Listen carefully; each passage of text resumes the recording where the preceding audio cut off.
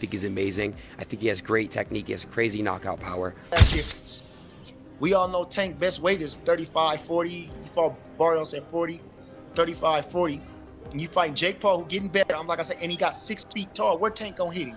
The boxing world just witnessed something absolutely insane. And if you blink, you might miss the most explosive training footage that has everyone talking. Gervonta Tank Davis just dropped the hammer on his first day of training camp for what could be the most controversial fight in boxing history. And let me tell you, what happened next will blow your mind. We're talking about a 35-punch combination that had seasoned trainers dropping their jaws, social media going completely nuclear, and Jake Paul probably questioning every life decision that led him to this moment. But here's the kicker. This isn't just about throwing punches. This is about a calculated chess move that's about to reshape the entire landscape of combat sports. And the drama behind the scenes is even crazier than what you're seeing in the ring.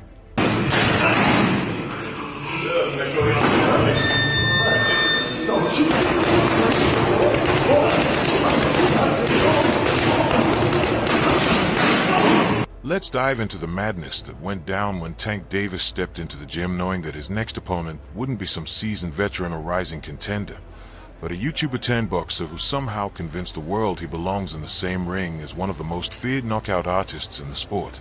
The intensity was off the charts from the very first minute, and what we witnessed was nothing short of a statement that sent shockwaves through the entire boxing community. I text that again. Tell them boys to give me 150 M's. I'm coming. You know what I mean? When I start streaming out that, yeah, that, stop it, knock it off, cuz. Stop it. Tell them to send that bag, and I'm coming. And I'm, you know. Picture this. Davis walks into his training facility with that signature confidence that has made him a household name. But there's something different in his eyes this time. The man who has demolished opponent after opponent with surgical precision is now preparing for what many are calling the biggest circus act in boxing history. But don't let that fool you for even a second, because what happened during his pad work session was pure poetry in motion, a masterclass in controlled violence that reminded everyone exactly why this man holds multiple championship belts. Think of former athletes and celebrities like Jake Paul taking up boxing. You think that grows the sport? If he's doing it for the right reason, actually want to do it because of just like actually want to box, it's cool. But if he's doing it for like the wrong reason, just to get the hype and stuff like that, I feel as though it's trash. Sometimes people get bored at what they want, what they doing, and they want to try other stuff. Got to be mentally tough to be able to box. So that's why I don't take that away from some fighters or some people that want to jump into the sport. So just show how tough you are. That's how it should be. For sure. That's all I got. Thank you, bro. Thank you. Nice to meet you. The 35-punch combination that lit up social media wasn't just random swinging. We're talking about calculated destruction. Each punch flowing seamlessly into the next like a perfectly choreographed dance of devastation. His hands were moving so fast that even in slow motion, you could barely track the precision and power behind every single strike. The speed was otherworldly, the technique was flawless, and the statement was crystal clear. Jake Paul might think he's ready for this level of competition, but is about to face something he's never experienced before.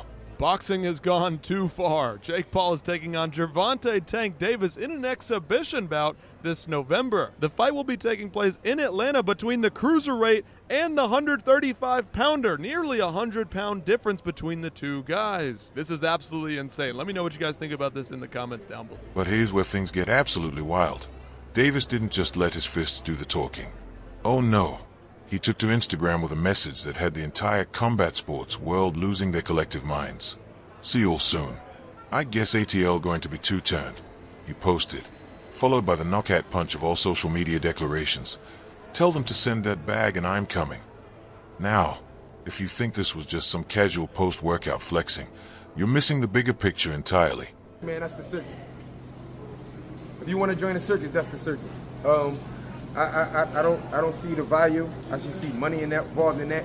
If they want the money, if that's what they want to do, then go ahead and go ahead and get the money. But other than that, I'm not. You got a guy, Jake Paul, that's what, 6'3", 6'4", almost. Then you got a guy, Gervonta Davis, that's like 5'5", a little guy. Yeah. Y'all gonna try to, who's 200 pounds, just for Mike Tyson there, I'm gonna throw him in there with a 135. It's just a circus, and that's what they want to do to get money, to generate money in the sport of boxing instead of Gervonta Davis. This is a legacy fight. He was supposed to fight Lamont Roach after this, and then he say, no. Think about it. You really can't say too much. When you say Gervonta Tank Davis and you say Lamont Roach, there's still a question mark on that fight. It was still a question mark on that rumble. You just gonna leave it and then go right to the money and say, no, I ain't. That's how you know legacy and everything don't matter. I did that before. I took the money with the Joe Smith fight when my hand was fucked up and, excuse my language, my hand was messed up, broke in training camp, and I still said, yo, no, I'm taking that, I'm still fighting him. I'm not gonna not fight him again. I'm gonna fight, we're fighting him, Dad. We're fighting him, Rick. We're fighting him, Fred. I went against everybody. Jesse, don't take the fight, man. Let your hand heal. Let's get the surgery. No, I'm fighting him. It's too close. We 3 weeks out. I'm fighting him. This wasn't Tank just talking trash or building hype.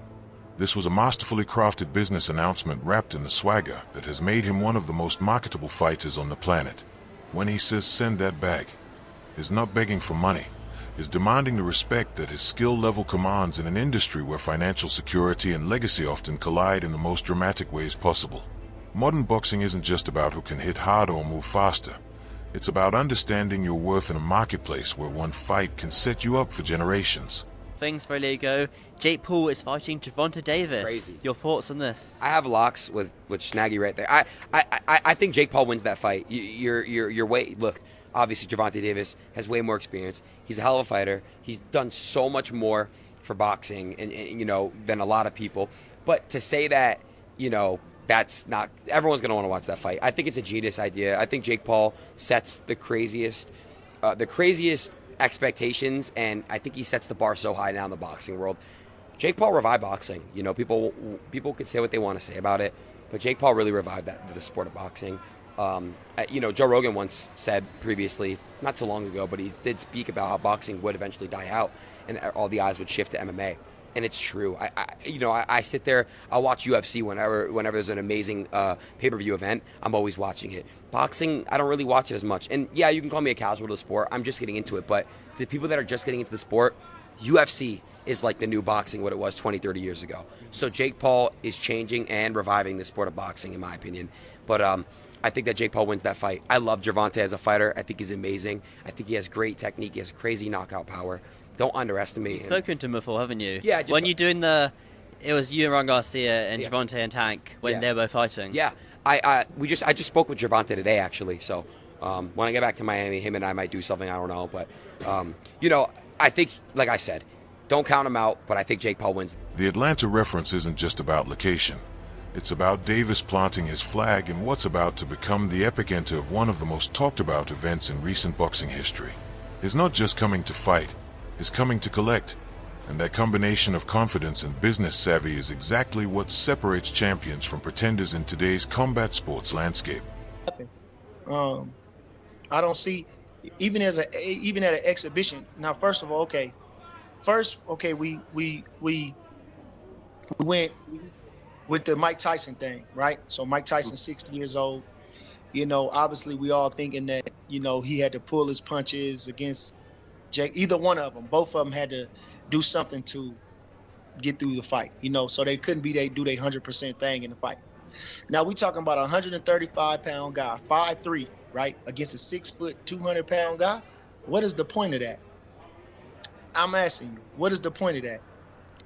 What is the point of that, and how you think that's gonna go? So Jake Paul, just alone, on strength alone, Tank is not a, we just seen him struggle with Lamont Roach, right? Who's a guy his size. Now, Jake Paul is not as talented as Lamont Roach, but come on now, we ain't talking about 2 weight classes. We talking about 4, 5, 6 weight classes. We got to go from 35, we got to go to 40, 47, 54, 60, 68, 75, 90. That's 7 weight class difference. 7 weight class difference. 7 weight class difference. We talking about 7 weight class difference. We all know Tank best weight is 35, 40. You fought Barrios at 40, 35, 40. And you fight Jake Paul, who getting better. I'm like I said, and he got 6 feet tall. Where Tank gonna hit him? Where is Tank gonna land some punch? And he don't throw a lot of punches. Come on now. He didn't knock Lamont Roach out. You gonna knock Jake Paul out? So what's the point of the exhibition for real? Now, let's rewind the clock and talk about the absolutely insane history between these two fighters, because the drama runs deeper than most people realize. Before this fight was even a possibility, before Jake Paul convinced anyone he belonged in a professional boxing ring, Davis had already written him off completely. We're talking about straight-up dismissal, calling Paul's entire boxing career trash without hesitation or diplomacy. And it definitely seems like this is that he wants the respect of legitimacy. He doesn't want to be looked at like some type of, you know, I don't know, circus act. Like, you know, people think that he's doing these fights that are being thrown. He's not legitimate, you know, and his detractors are saying that it's like, yeah, okay, well, you did this and did that, but these guys were old, or, you know, they were retired, or this and that. But the fact of the matter is, when you fought a real fighter, you lost. So people are like, you're not legitimate. That's what people say.